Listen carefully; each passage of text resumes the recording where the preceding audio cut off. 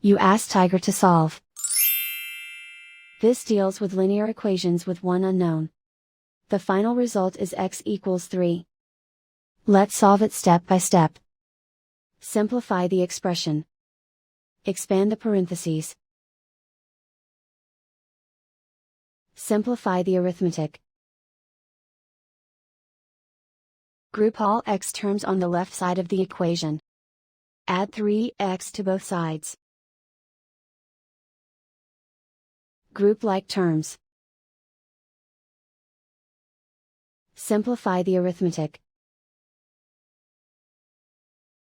Group like terms. Simplify the arithmetic. Group all constants on the right side of the equation. Add 8 to both sides. Simplify the arithmetic.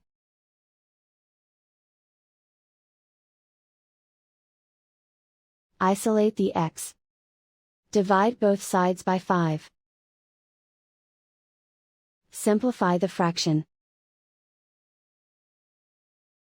Find the greatest common factor of the numerator and denominator.